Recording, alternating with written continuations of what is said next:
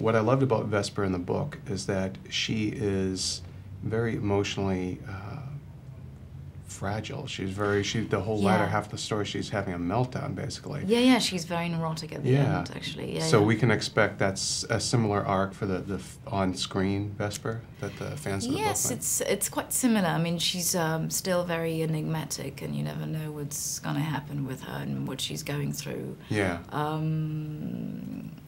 She's, I mean, of course, the story is not exactly the same. It's happening today, you know, with the terrorist and everything. Right. But she's a very complex being, and that's what appealed to me when I read the script. Right, she's totally unlike a lot of the other Bond leading ladies in that way.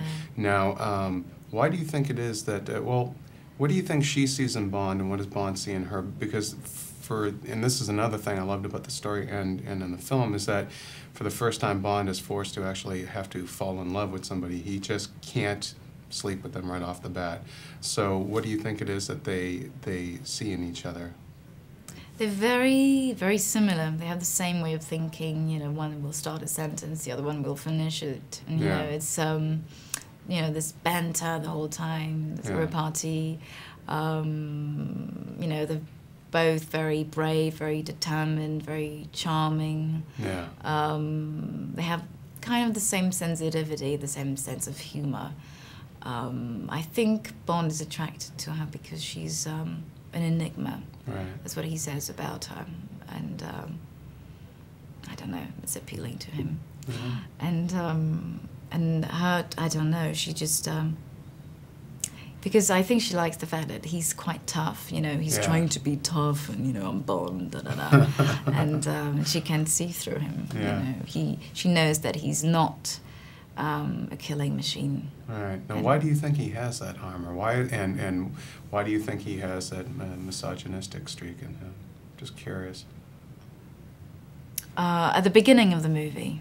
Yeah, and because Vesper is one of the few people that can actually strip him of that armor, and I was just wondering, you know, why do you think he has that kind of armor on to begin with?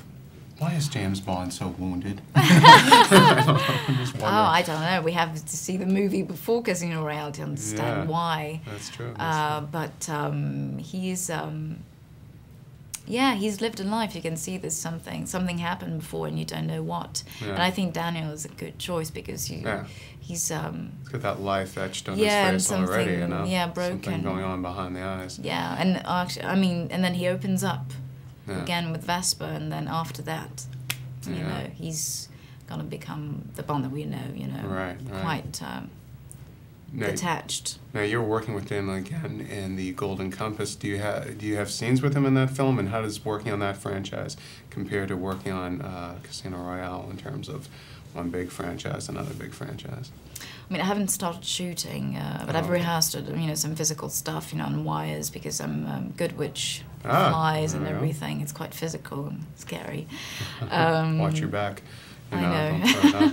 Okay, so but we don't have any scenes together. No scenes together. Oh, okay. No, not at all. No.